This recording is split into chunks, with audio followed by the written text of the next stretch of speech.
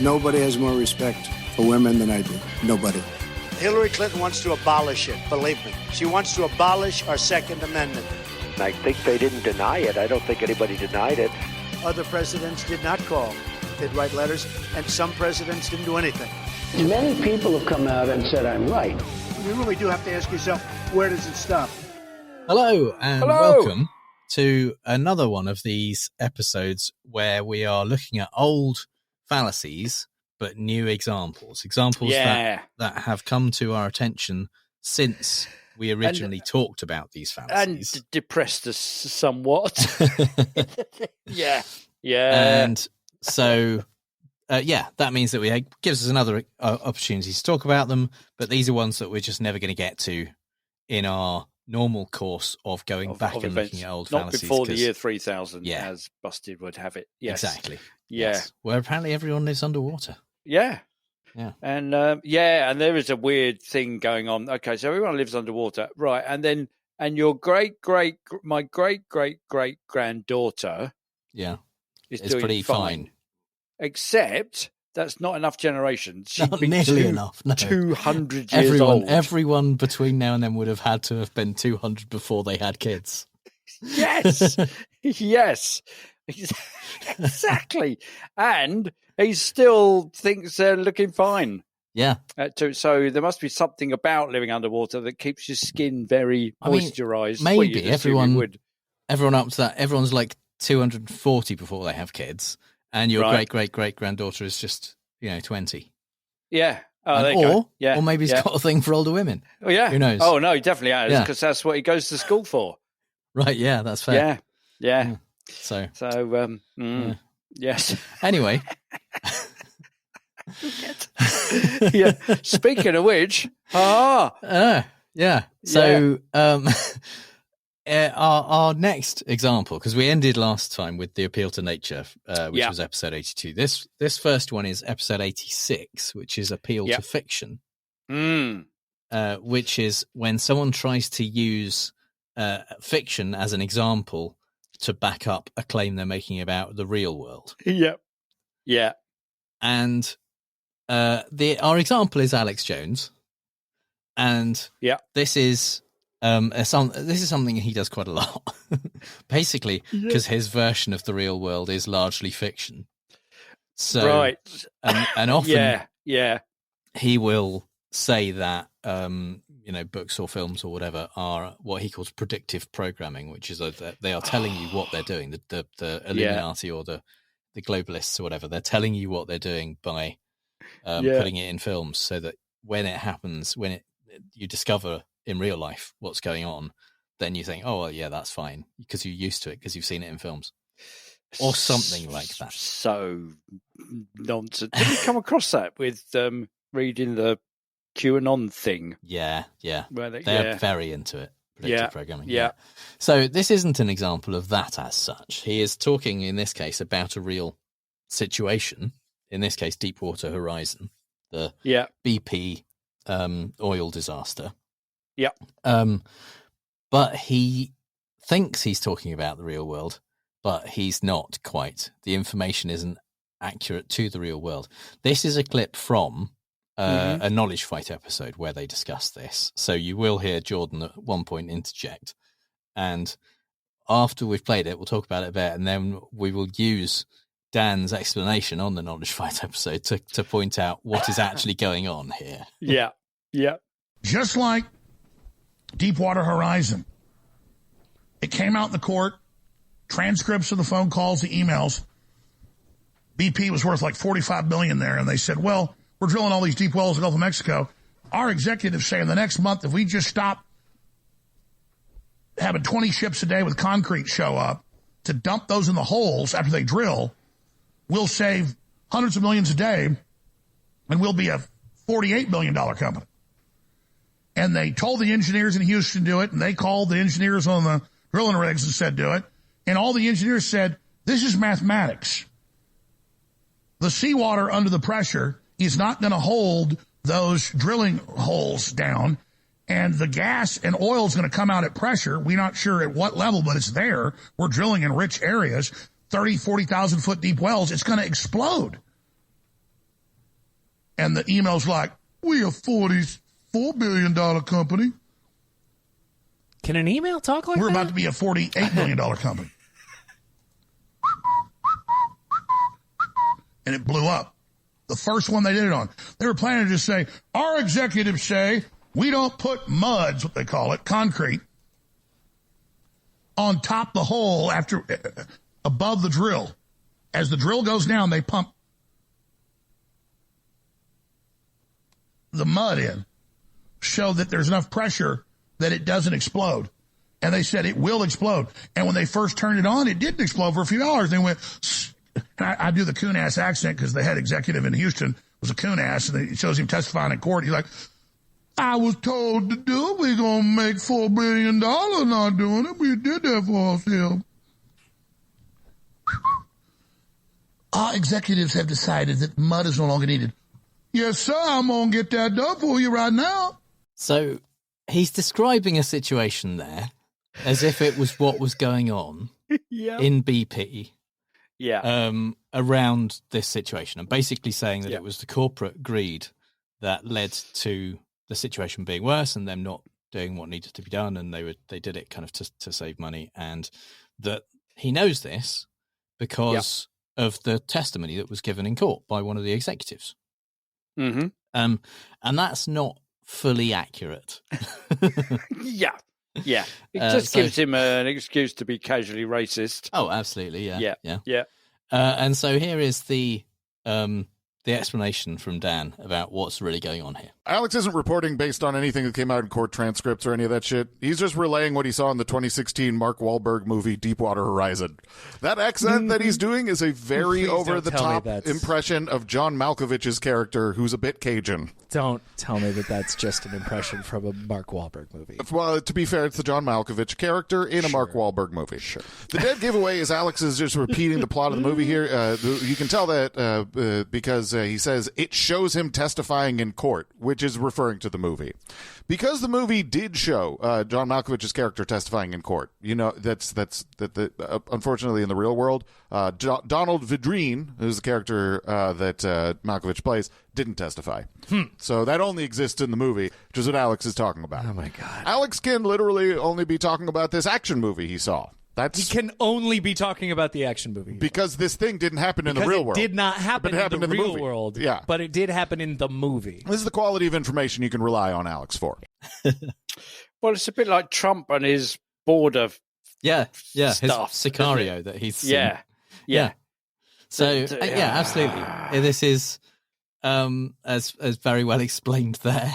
This is Alex Jones relying on a film to inform him about the real world, and then assuming that it's 100% accurate, and therefore that you can talk about the real case and the real people and BP as if what happened in the film happened in real life. And sometimes, depending on the quality of the film, that might be true. There might be aspects of it that are true, at least. But in many cases, films are.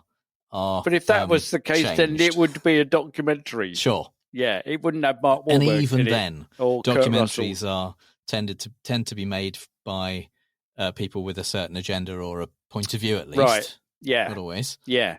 And but so normally they feature people that have said things, the real people that have said things. They're not actors playing them. Yes.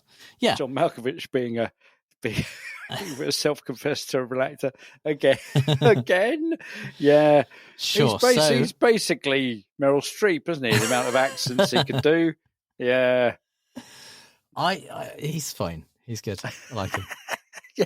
Oh no, I love him. He just does outrageous accents in every film he's in. Yeah. Bit like you give him a lot of leeway because he's John Malkovich. That's I know because of the reputations that he's got for everybody. I think thinks he's Michael Stipe from REM. So they think, oh my God, it's Michael Stipe. Let's get him to act. And they go, why isn't he singing Shiny Happy People? Yeah. He's just being John Malkovich. Just being, yes, absolutely. Yeah. Or Bill Hader, who's much better at being John Malkovich than John Malkovich is. Yeah. Yeah. The most recent thing I saw John Malkovich in is Opus, which is very, very good. And he's playing a cult leader in that. And it's just, it's exact correct role for him. In fact, what he's doing is playing a phenomenally famous musician, singer, who has become a cult leader. Wow. So brilliant. It's just really good. Ticking all the boxes. Really good role for him. Yeah. Okay, so our next fallacy is 87, the gotcha argument. This is when people accuse a journalist usually of asking them a gotcha question because they don't want to answer the question that they've been asked. So if they claim that it's just a gotcha question, and they're not going to, they're not going to play that game. They're not going to get involved in this ridiculous gotcha thing that the journalist is trying to do. Then they can get away with not answering. And they'd say, "Oh, you're just doing journalistic tricks." Did we have Michael Gove accusing somebody whilst leaning on a gate at a farm of saying, this is your usual journalistic tricks. I mean, whilst you're very good at it and very adept, and I can see what it is that you're doing, and you just want to grab the guy, just answer the fucking question, will you? That's right. Stop all this shenanigans. I know you're not answering the questions. Just answer the question. Yeah. So this is one of those escape hatches when you're confronted with a question that you don't want to answer. Yeah. And often the questions are completely reasonable ones. Yeah, they're not gotcha ones. They're not. Yeah. I mean, the journalist may well ask it knowing that it's going to be difficult they already know to the answer. Yeah. In a way that makes the person look good. Yeah. So, yeah. I mean, if that's what you call a gotcha question.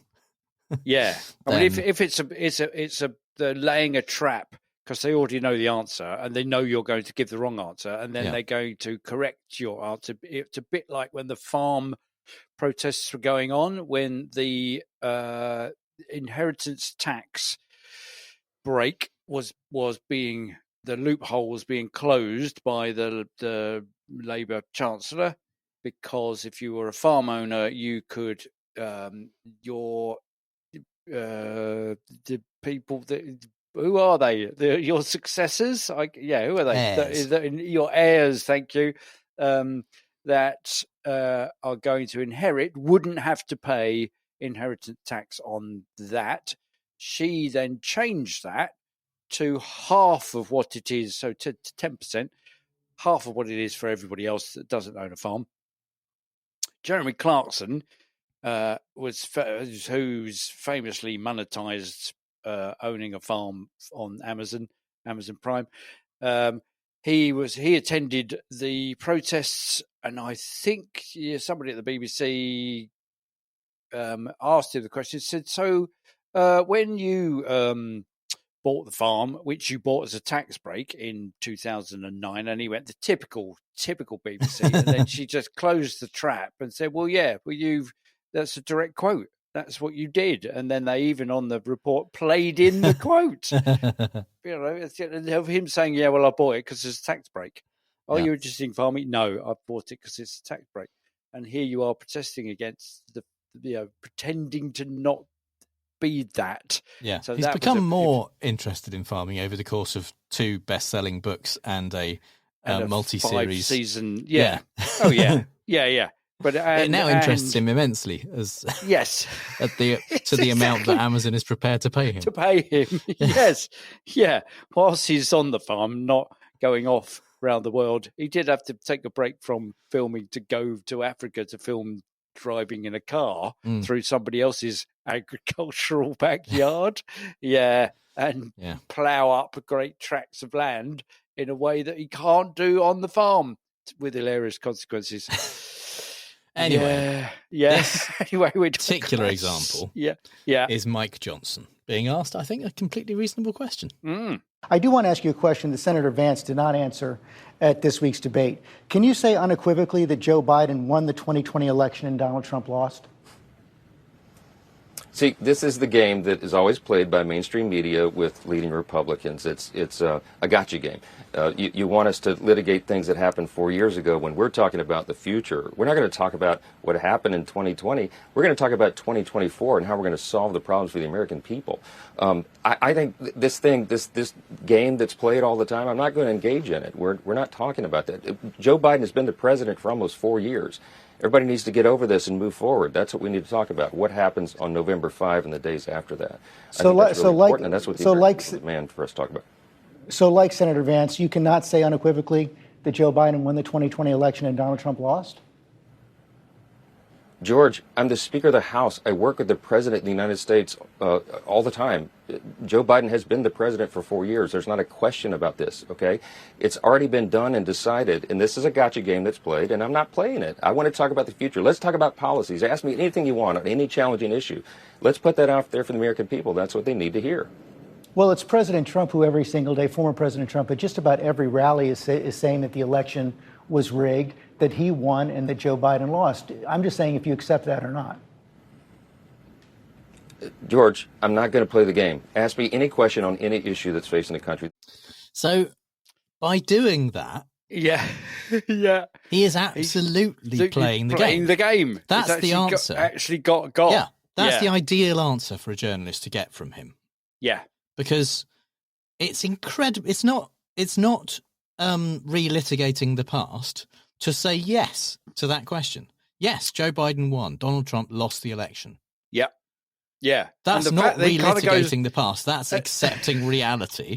He goes halfway there. Said, I'm the Speaker of the House. I've worked with the President. So presumably he's working with Joe Biden. He's saying in the office of very carefully that Joe Biden was sworn in as president. Joe Biden is currently the president. That is actively not saying that he won the election.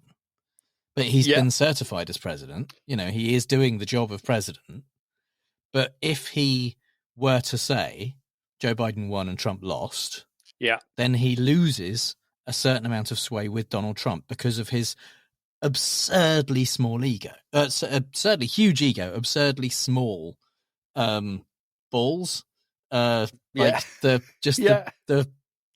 ability to connect with reality, and so Trump will sideline people if they admit reality with regards to the 2020 election. And so it's not possible to do that. And that's why, in his words, the game is played with high-ranking Republicans, because it is reasonable to ask them if they accept reality or not. Yeah. Yes. And they don't, because they know the danger of accepting reality. Trump is it's now 2025. He's talking about assigning a special prosecutor to look into the 2020 election. Yeah.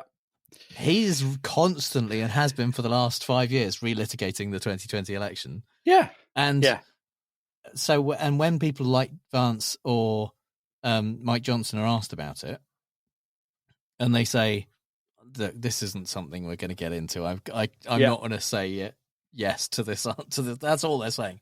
I refuse to say yes because I'm in danger of losing my job. Yeah. That's it. And it's all about its job. It's me before party, before country. That's the gotcha. What we've done is reveal the fact that you're only in for it. You're in it for yourself. You're not in it for any kind of truth and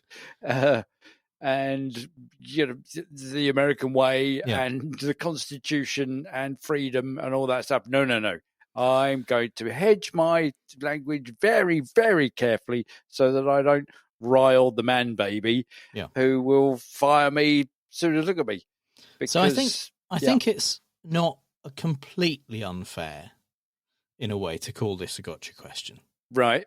Because it is using the fact that the journalist, in this case, George Stephanopoulos, knows that Mike Johnson and people in similar positions to him are not going to be comfortably able to answer this question truthfully.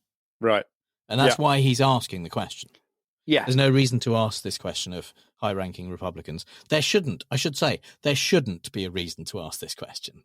We shouldn't be living in a world where this is a question that makes it difficult for them. Yes. Or where it makes sense to ask this question. Yeah. Even. But the fact that we do means that when you have someone on your show in that position, this is a good question to ask them. And he is asking him full knowing that Johnson is not going to just be able to say, yeah, of course Joe Biden won the 2020 election. All you got to do is look at the numbers. Yeah. Yes. So he is asking it knowing what likely response it's going to be, and that it's going to be a hard question to answer. Yeah. But the fact that it's a hard question to answer isn't in Mike Johnson's favour. It shouldn't be a hard question to answer if the Republican Party wasn't just under the thumb of an idiot. A bunch of obsequious, arse-licking lackeys. So really, that's what Stephanopoulos is exposing by asking this question. Yes, is the extent to which they are prepared to deny the truth in order to spare someone's fragility. Most of the time, when the gotcha trap is laid and snapped shut, it's the right wing. All you got to watch is AOC talking to Robert Kennedy Jr. or anybody talking to RFK. That they just walk straight into them. They're completely unaware of the gotcha-ness of the things. So when you get to something that they are worried about for the future of their own career, because Trump will doubtless be alerted to it by some other arse-licking lackey who's after Mike Johnson's job. So it's only those jobs when they are personally threatened that they don't play the gotcha game with me argument. But the ones where they are comfortably not going to be fired because Trump likes them, they just walk straight into the stuff. About what was the latest thing AOC was saying? Are you aware that your administration is now going to give another $25 billion to the very company that's being investigated in the health insurance sector for fraud? And then he just said, "No, I'm not aware of that." And then she just goes, "You think you should be?" Okay, here are the emails that you sent from your department. And that's that's a gotcha. The trap slammed shut. Yeah, Katie Porter was great at that with her whiteboard that she would get out and say, okay, let's talk about how much you get paid on a daily basis, and to write down all the numbers, and then say, and how much does one of your employees at this level get paid, and just kind of take them all the way through to the point where they've accepted all of her premises, and then she says, okay, and what do you think of this? And they're like, fuck, well, I've just said all the things that make me look bad if I deny that now.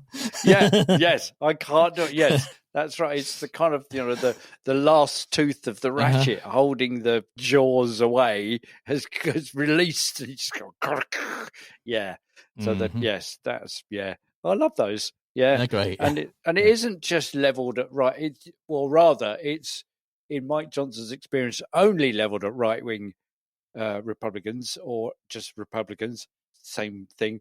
It's only leveled at them because they're the ones that lie through their teeth and deny the truth. Yeah, because they are their nuance responses are only, well, how much truth have I got to?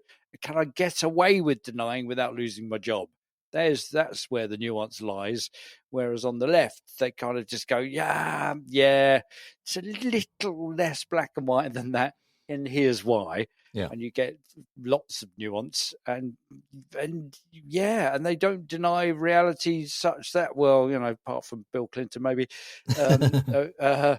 insofar as Bill was all about the nuance. He wanted to know absolutely exactly about what the nuance you meant by is. And things like that. So, So there we go. So perhaps it's just in recent presidents on the left have erased those nuanced arguments. About dry cleaning bills. Yes. Yes. Yeah. So next up is episode 89, Survivorship Bias, which of course is when someone makes an argument that is based on a sample that is biased due to the outcome, due to some kind of selection bias, essentially. And our first example in this one, we've got a few of these. This one is when Emma Stone hosted Saturday Night Live, and this was part of her opening monologue. I've wanted to be on the stage since I was a little girl, And that's why when I was 14, I convinced my parents to let me move to LA to pursue acting.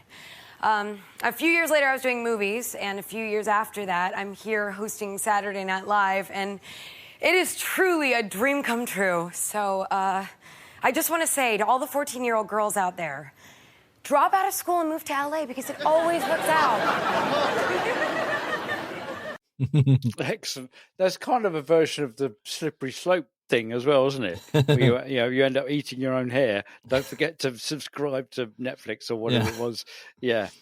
Good when she kind of cycles back to the starting place and said, "Oh yeah, it'll all be fine." Take that first step that basically works out for 1 in a billion people. And then it'll be fine. Your life will be just like mine. Yeah. Obviously, this is for comedy. It's not. She doesn't mean it. Yeah, but yeah. However, it is fair that when people are kind of striving for a particular goal, they will tend to look at the success stories. They will look at people who have achieved that goal and think, well, if they can do it, so can I. Or if if I work really hard, I can do what they've done. Whether it's you want to be like a celebrity chef or a CEO of a company or whatever, looking at the people who you want to be like and buying their books on business success and all of that kind of stuff is ignoring the fact that 99% plus of the people who had that as a goal didn't make it. And usually, or at least in many cases, not through any fault of their own, not because they didn't work hard enough or any of that. It's because in almost all of those kinds of scenarios, there's a ridiculous amount of luck and selection pressure involved. And your chances of making it are small. Yeah, but ironically, there was I guess your chances of making it as a celebrity chef would be increased if you're in the era that's all about making TV shows about celebrity chefs, because there was a whole plethora of chefs with spiky hair and Mockney accents and Botox foreheads and manic depression. It turns out, and so there's a whole bunch of certainly British celebrity chefs that seem to happen because people are going, we want one for our TV channel, so we need one that's doing this kind of. It's definitely stuff. come in waves. There were periods when it was easier and less. There were periods when it was less easy. There was an era when it was kind of Julia Child, then Keith Floyd, and that's about it. And then Rick Stein came along, Delia Smith, Delia Smith, and then there was a glut once Ready Steady Cook came out, and there was a couple of others. There's, you've got others, and then there were suddenly lots of cookery shows on TV all at the same time. Yeah, but if it was true, if the survivorship bias was true, then everybody would be a celebrity chef. There would be, if the sense that all you've got to do is go to catering college and work hard and you too could be a celebrity chef, there would be no end. There'd be wall-to-wall celebrity chef. Everybody would be famous. As Andy Warhol pointed out, perhaps that's what it is. That's the logical outcome of if the survivorship bias was correct, then we would all be famous for 15 minutes, because there's only a certain amount of fame to go round, and you have to have your slice of it. So our second example is from Duolingo. Right, we've used Duolingo for an example before. For what was it? It was their thing where they said that if you stick with if you buy, it was a Kumhok Ergo Prop Talk. If you buy their extended Supreme package, then you're more likely to learn a language. This one, however, is not from one of their ads, but from a research thing that they published, because basically they wanted to give themselves an excuse to use AI and fire lots of their workers. So they did research that they published in an open access journal. And to do that, what they wanted to show was that AI in the kind of language learning process and making AI a part of their generating the kinds of language lessons that they do on the app was a useful thing for the users. Right. And so they set up a study where they got 385 learners who were learning French and Spanish, or French or Spanish, and they split them up into different groups, and some of them were using generative AI lessons and some of them were using the regular Duolingo lessons, and they wanted to compare what was happening. And what they found, the conclusion of their study, was that there was that people who completed that course using the AI were significantly they reported significantly higher self-efficacy for speaking that language, essentially, when trying to do certain things like navigating a city. So essentially what all that means is after they used the course for a month, they improved a bit. Right. Which you'd hope. Yeah. That's like if you don't get any better after doing language lessons for a month, then they're shit.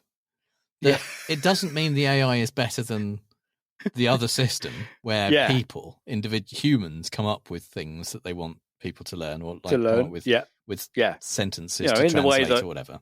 Yeah, in the way that humans speak human languages. Yeah. But one of the key things about what they did to get that result, where people improved over the course of a month, is initially sounds like a reasonable thing, which is that if people didn't actually do a daily kind of bit of Duolingo over the course of the month, then that doesn't count towards the end results, because they didn't want people who had done it every Friday or something for a month, and they wouldn't have really improved much. So they wanted people who were taking it seriously. Right. But what that means is everyone who did the AI bits and thought this is shit and annoying and stopped using it didn't count towards the final result. They just dismissed those people from the study. They didn't look at them in the end.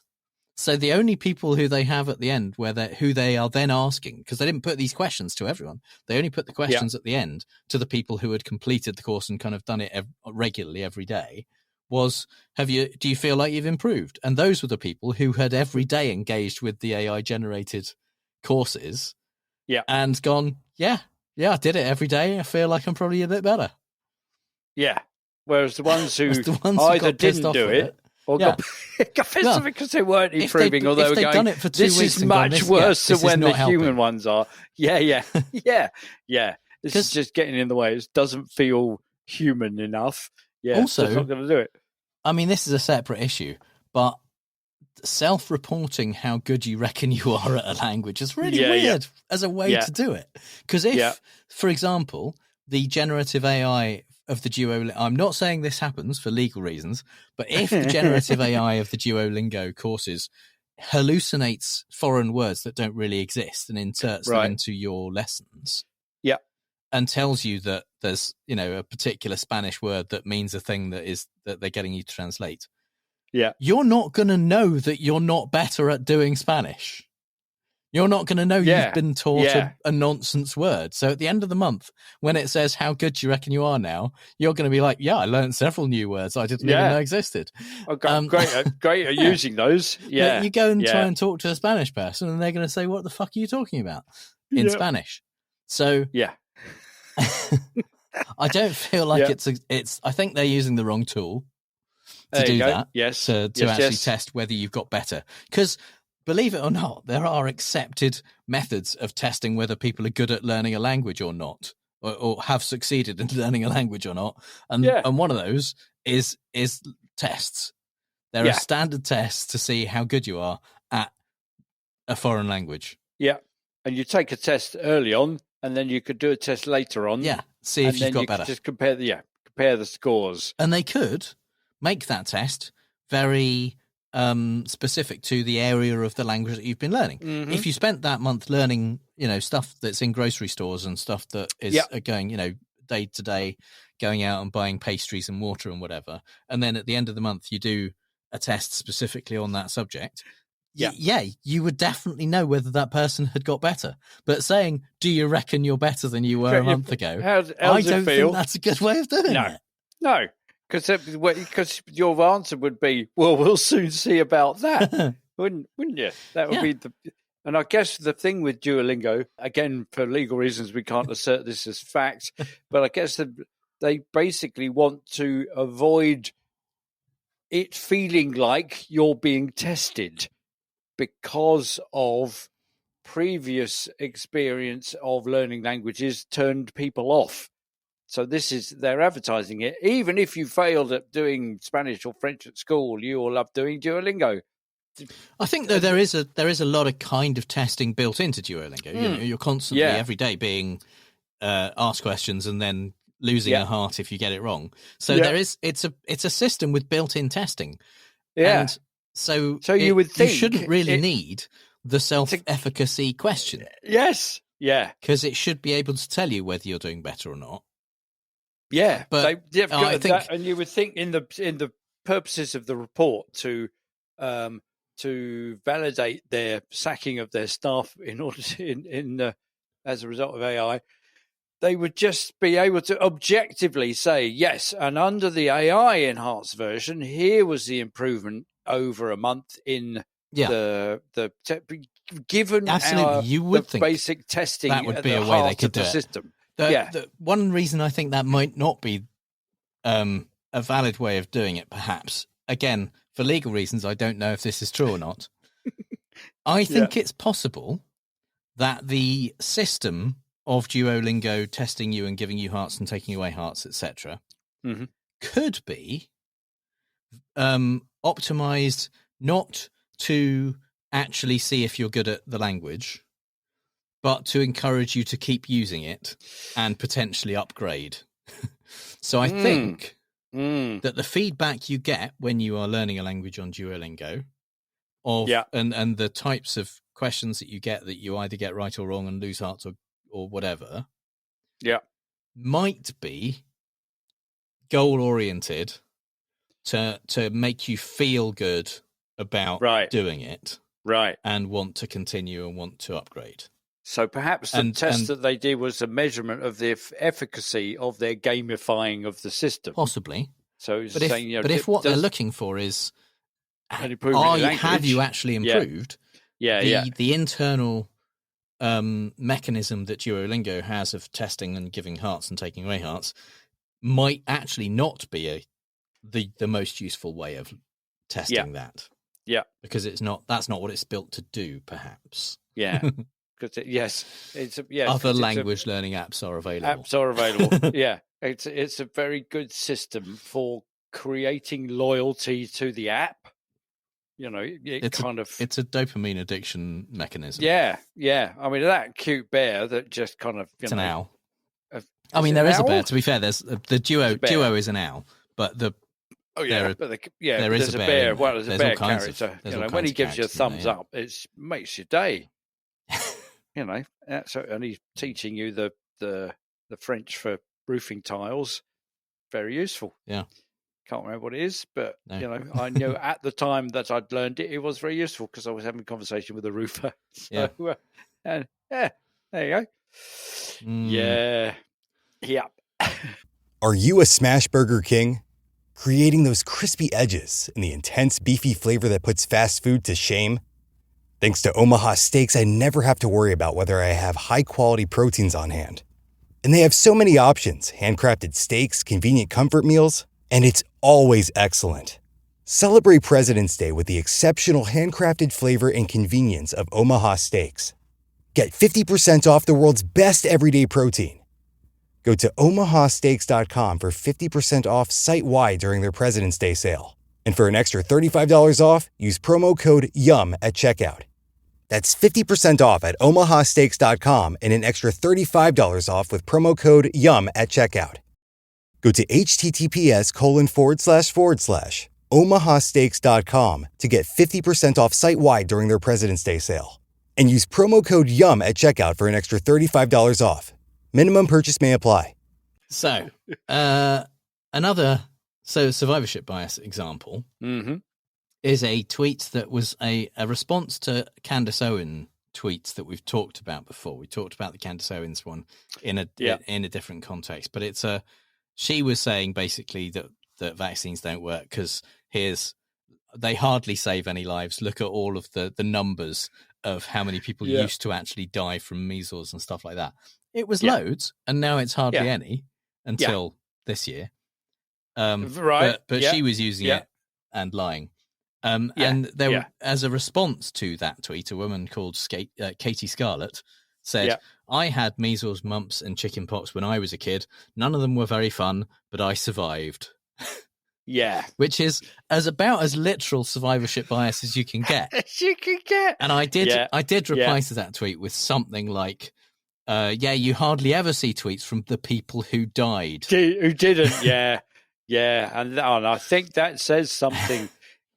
Yes, quite. That's exactly. Do you think she was doing it tongue-in-cheek? I absolutely do not think she was. Oh, no. dear, right. Okay. No. Okay. I am fully convinced that she thinks that's a good argument. Wow. Because that would be, if that was a British poster, then they would have done. You would have put that up there, and everyone would snigger and go, absolutely, you nailed it. Yeah. My contribution to this is about having just been to a music festival where a lot of the acts are increasingly turning into their own tribute band by virtue of the fact that members of the band are dying. That they, I guess, maybe there's a built-in survivorship bias there. How many members of the band have got to still be alive for you to legitimately call it the name? I think that's of the more band? of a Ship of Theseus question, isn't it? Right? Yeah. But the whole thing about that kind of notion is, and you can see all the comments on where people kind of write about this stuff. They go, oh yeah, because today the music is all crap. Look at all these great tunes that we had back in the day, and what they've forgotten about is that we only remember the good ones, or the ones that continue to get played. The ones that keep being played. Yeah. Same with films. Same with the million sellers, classic films. They don't make them like they used to because they're only because the old shitty ones they don't put on TV. No, because they're awful, or because they and yet you can. There's that kind of weird phenomena where you can force something up the charts. Like Plan 9 from Outer Space, or The or Room. even or even Rocky Horror Show. What are you talking about? The Rocky Horror Show? Rocky Horror Picture Show wasn't a brilliant film. I know, but it wasn't a hit when it came out. It became an underground classic. Oh yeah, it was kind of almost the definition of a cult hit. By perforce of the viewers liking it, it survived. So you can kind of force that to happen. So there are really crap songs that just survive because they are crap songs. So like Agadoo and Chirpy Chirpy Cheep Cheep, things that were made and they were horrible, and yet people remember them fondly. That Mr. Blobby Christmas single. That Mr. Blobby Christmas single? Yeah. Or those Christmas singles that the Hateful Family did every year about sausage rolls and they still do. What do you mean did? They do it every single year. They're usually number one. I know. That's See that? Yes. So it is possible to force the things into that that kind of survivorship status. We go, or they just all you have to do is point those out when people say, but they don't write songs like that anymore. Yes, I know. Look at this bloody sausage roll song. Yes. Yeah, on the Ship of Theseus thing. Yeah. I really, really enjoy the fact that the Ship of Theseus as a philosophical kind of question has been around for thousands of years, probably. Well, certainly. Was it an ancient Greek thing? A sailor, yeah. I don't know the origin of it, but I imagine it was from ancient Greece that the first person kind of came up with the question of if is it still the Ship of Theseus once you've replaced all the parts. Yeah. It's survived all that time, and it's been through so many different cultures. And it stayed largely the same, intact, as far as we know from the kind of earliest versions of it. It stayed, it's had the same name and it stayed largely the same. And yet, purely in the UK, purely for the last 50 years, 40 years maybe, right? There's an alternative name for it, which is Trigger's broom. Right. Yeah. And I love the fact that it lasted all of that time. And then just in the UK, we've gone, oh, yeah, this is exactly the same. This is exactly the same philosophical conundrum because of Trigger, the character in Only Fools and Horses, who had a broom. And he says he's had this broom for 20 years. Boy. Yeah. So, man and boy. And he's replaced the head 20 times and the shaft 16 times. But it's the same. Well, it's the George Washington's axe. This is the original George Washington's axe that chopped down the cherry tree. Only the head and the handle have been replaced. Yeah. But it is went to an Ai Weiwei exhibition where he had bought several whatever dynasty buildings that had been demolished to make way for highways or the increased capitalization of China, and yet the Chinese government maintained that the same buildings were preserved. Well, they weren't. They just built replicas and put them somewhere else. So they didn't move them. They just demolished them, and he bought them up and then made sculptures out of them. And but their rationale seemed to be, yes, this is the same. It's the same thing that was there originally. It's occupying the same something. I want to say chi, but because it's occupying the same space because it's somewhere else. It's not the same thing because it's built. It's like built spiritually the same. Spiritually, they didn't move the bricks and do it and like rebuild it brick by brick. No, because he bought them and took them somewhere else because they just knocked them all down.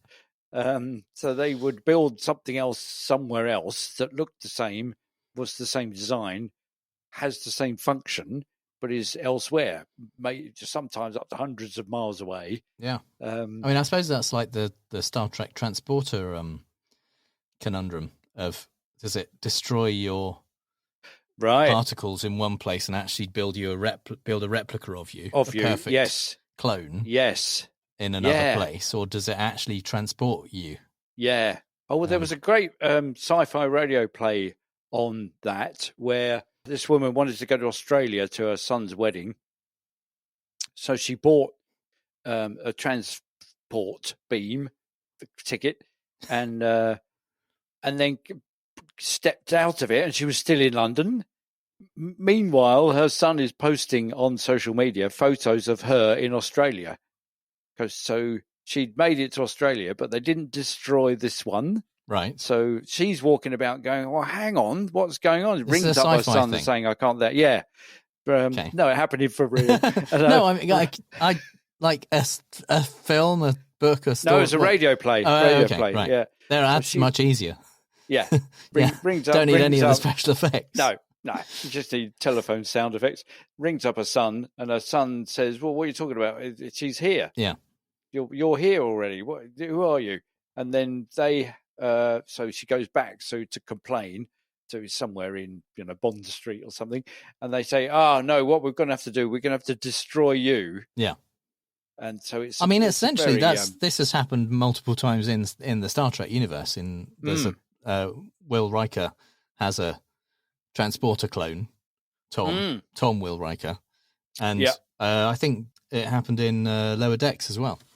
So yeah, it's a recognised phenomenon among Star Trek transporter users. Yeah, and they get those examples cited in Douglas Hofstadter's book with somebody Dennett called The Mind's Eye. Daniel Dennett, yeah, thank you. Called The Mind's Eye, which is about, well, where is the self? Notwithstanding that Douglas Hofstadter maintains that there's no such thing as the self. You're just he's a materialist, is he?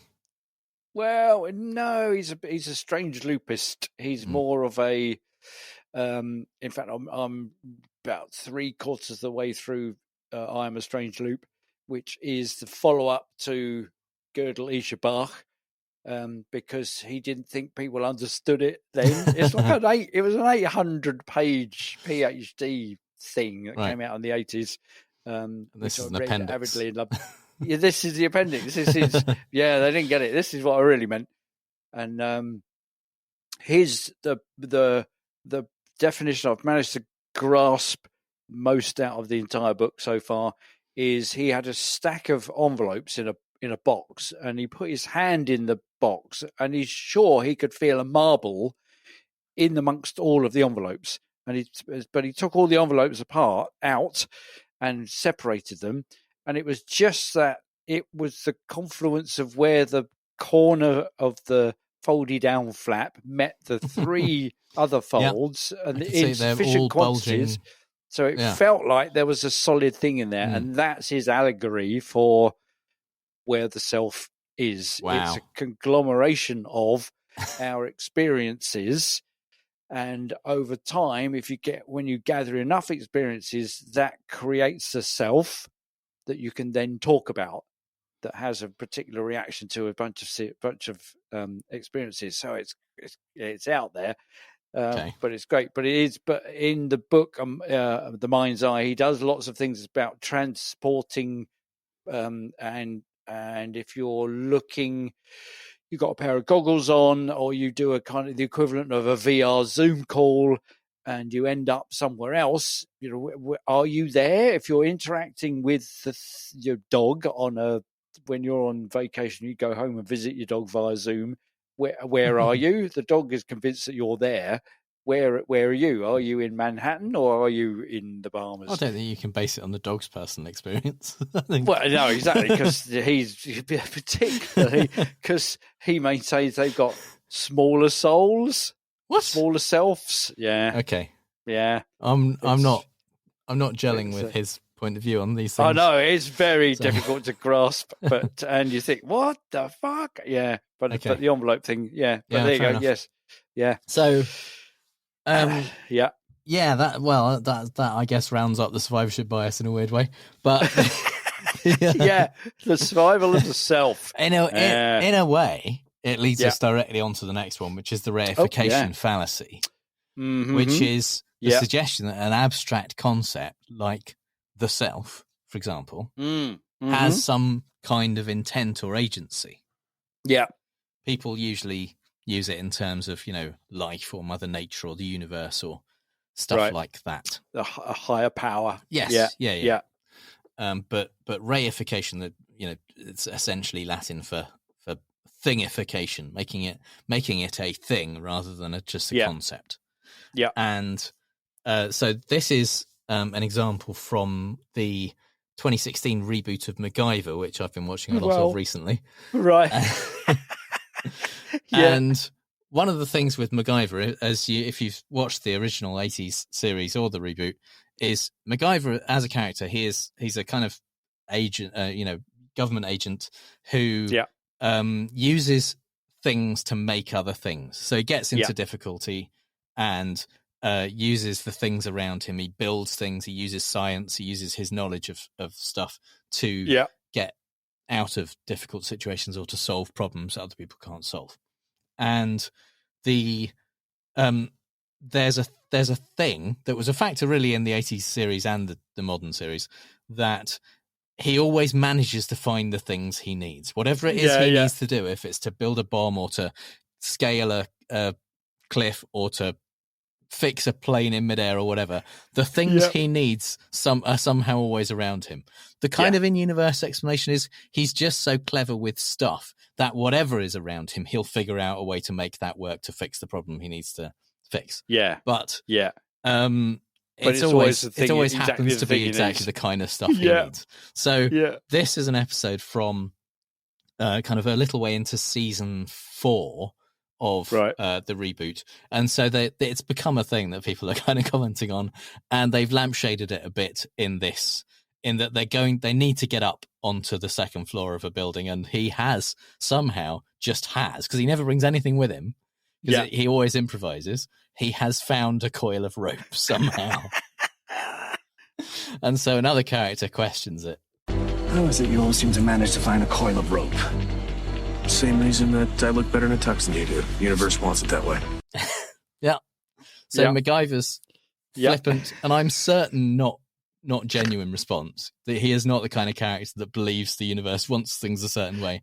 But his answer is just, that's just how it is. It's just I'm supposed to have this stuff somehow. He doesn't even fabricate it out of like rolled up toilet paper or dental floss. Oh, he has built ropes out of many different kinds of things. Yeah. But in this case, he has like a perfect proper rope. Like coiled around his shoulder that is the right length for the kind of stuff they're going to need to do. It's just a way of getting rid of it without having to answer that question.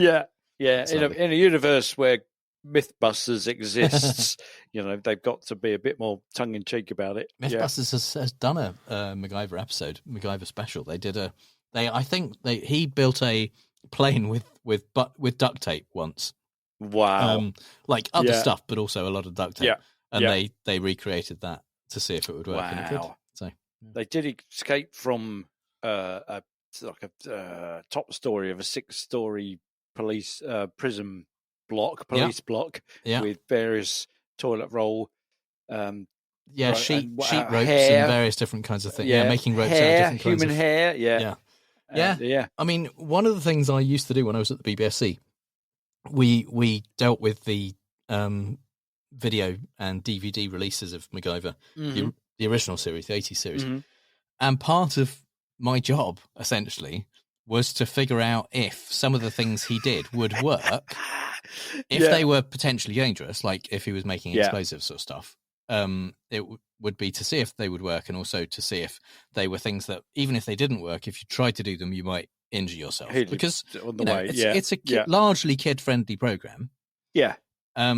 And there is a potential that I mean, I was 11 when the original series came out. I maybe go down the shop. I can neither confirm nor deny whether I copied some of the stuff that was in the original MacGyver series. But there is certainly a suggestion that some kids who watch it might copy stuff, and so when releasing it on DVD and deciding what age it was suitable for, and it was responsible to consider whether actually those things might cause harm. And it's a very scientific show, and sometimes he did do things that they gave a reasonable amount of detail to and would be copyable in some cases. Wow. Yeah. So, not so much in the reboot. They're quite careful about not giving quite enough information to make things copyable. Yeah. So, Fantastic. So the next fallacy is episode 99, the need for first-hand accounts. This was one of our ones that we identified, one of our episodes, multiples of 11. And this is when someone refuses to accept any evidence, basically, any backing up for an argument other than your own personal experience. Yeah. And so if you try and offer any evidence, or you try and suggest that there might be that something might be true, the only question is, do you personally have knowledge of this in some way? This example is from an episode of The Odd Couple, the original, not the reboot with Matthew Perry and Tom Lennon. But this is I say the original. It's not the Walter Matthau, Jack Lemmon film. It's the TV show, Jack Klugman and Tony Randall. But this is an episode where Oscar has won a greyhound in a poker game and wants to race it, and Felix has kind of taken to the dog and thinks that racing is cruel. Felix, of course we're going to race the dog. You know, we'll be nice to him, but we should race him because it's a lot of fun. You make a lot of money. Money. What about him? Him is a dog, a professional dog, different from other dogs. Yeah, I know about that difference. They make them chase a rabbit around a metal circle. It's terrible. No, they don't make them chase a rabbit. They love to do it. That's what they were born to do. How do you know? Were you there in the box seat in the creation, in the beginning of Greyhounds? Were you? Yeah. So, yeah, I think that instinct is a factor in greyhounds choosing essentially to chase the rabbit. You know, when they, the training of a greyhound, from my understanding, it doesn't involve forcing them to chase the rabbit. It's giving them a thing to chase, and they are bred to be rabbit dogs chasers. that want to chase that thing. Mm. So once it's a greyhound, I think it's probably true to say that they don't have to make it chase the rabbit or even the metal pretend rabbit with, a rabbit skin on it. Yeah. It wants to do it. And that is what it has been bred for. But when Oscar says it's born to, that's what it's born to do. Felix only asks, how do you know, were you there when greyhounds were first created?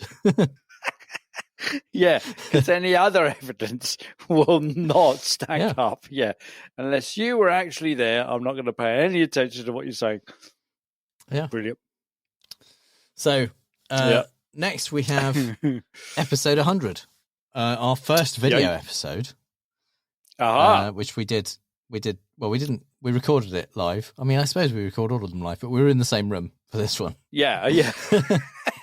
Not the first time we've been in the same room. No, that's true. Did do that before. Yeah, but that was we didn't film that one. Yeah. So this is false consensus. False consensus is somebody who the argument they're making is based on the idea that other people, that pretty much all other people, feel the same way as they do about something. Yeah. I guess this is a cognitive bias, the false consensus bias that we all have, that we think largely people feel the same way as we do about stuff.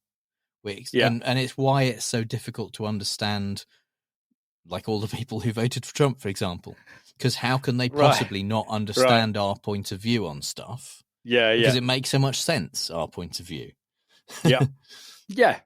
So, and theirs doesn't. It's because it's completely unconscionable and irrational. You think, well, how can anybody? Because I find it unconscionable and irrational. The Why whole don't Brexit, they? How can voting they not? for They must Brexit. do. How can? Why can? And when you have conversations, or they're not discussions; they're just outright arguments.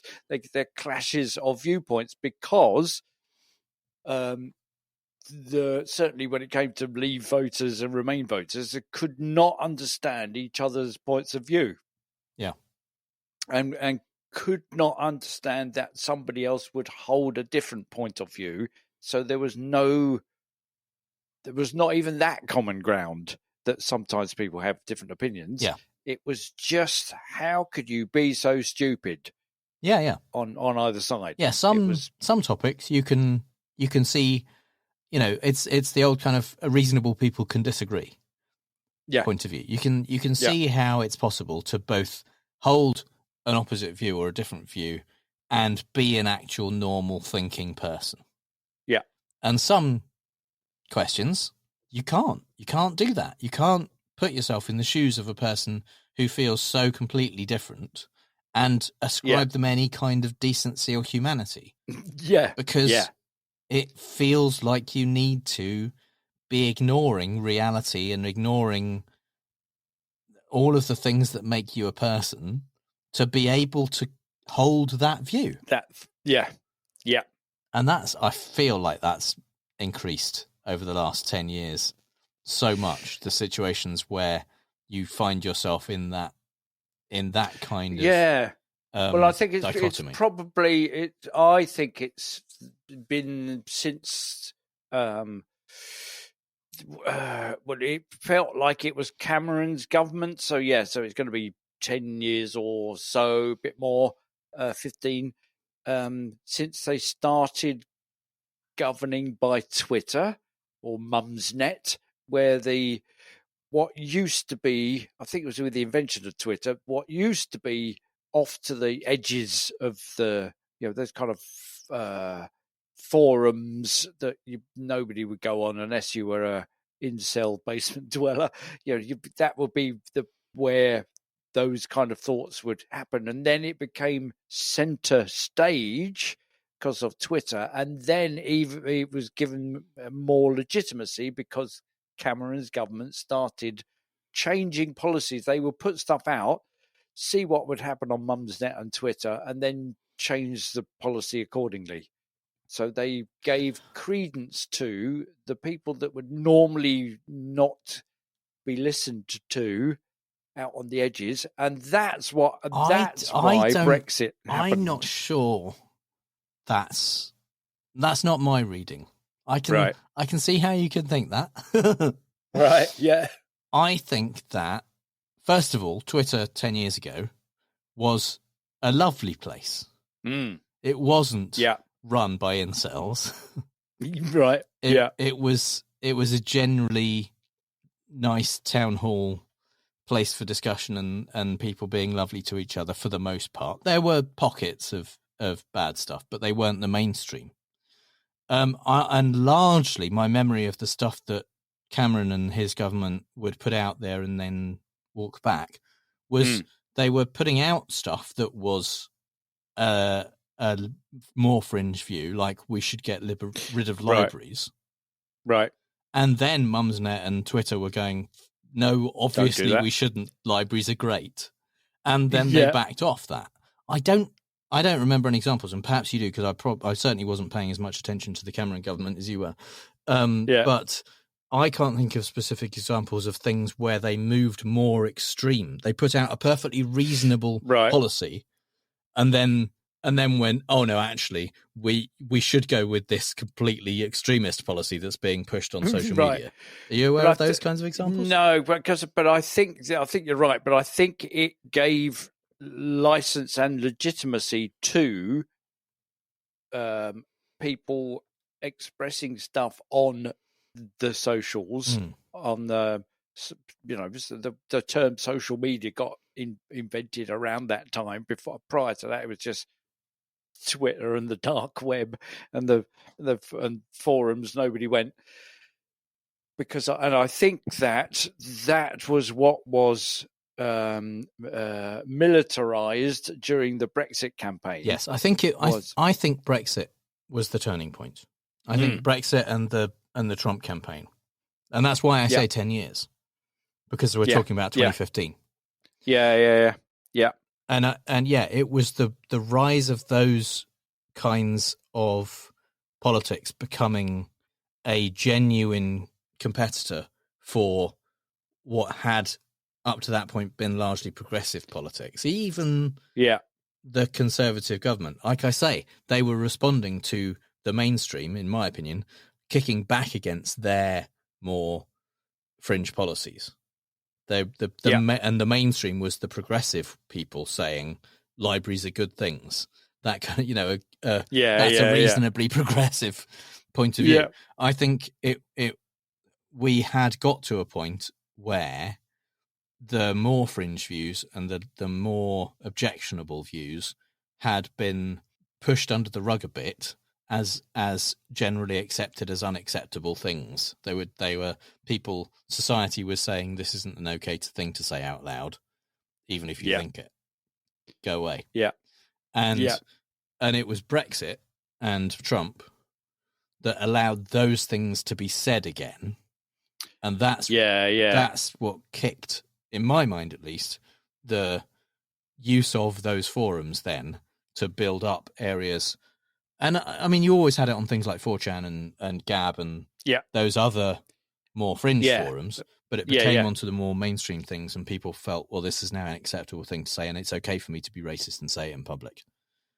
How did we get to that? False consensus. False consensus. We were saying that you generally we think people agree with us, and that's what I felt, certainly up to that period, up to the kind of the mid 2010s. I thought, I'm progressive.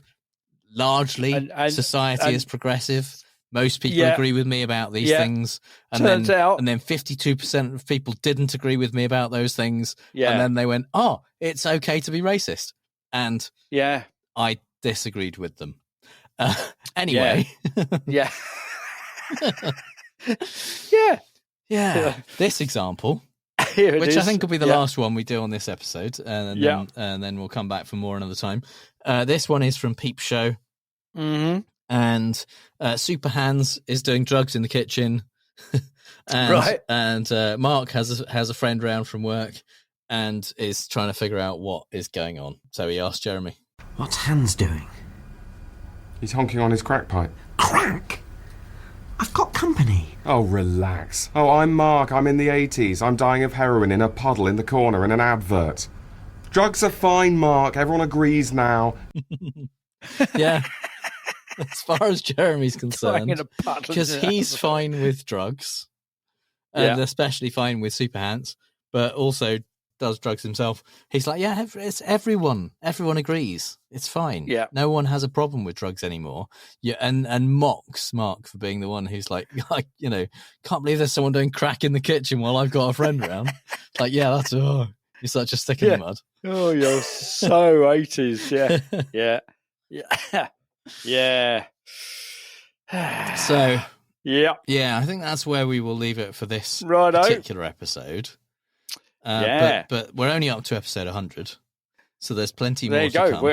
We're what's that? How many is that? It's 100 percentage wise. I know, but out of the hour output, out of 170 something, 77. Yeah. It's more than halfway. It's at least half. It's got to be 62% ish, I would say. Yeah, easily somewhere around there. So we're slowly catching up with ourselves. At the speed of putting out another episode, we'll never get there. Which It'll is be another like Zeno's paradox. Exactly, which turned up a lot in Gödel Bach about. Yes, that's right. The hare and the tortoise. Yeah, head off. Yeah. There you go. And if you haven't read it, yes, we're not being funded by Gödel Bach or Hofstadter. No, other philosophy books are available.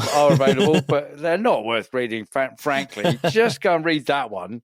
And and the whole, it turns, spoilers, the whole of the book turns out to be a nested loop. Right. Yeah, there you go. Okay. Which is hilarious because you get to the end, immediately you want to start reading again. You go, wait a minute, there's the opening inverted commas of the big... What? So the whole thing is a loop? Yeah.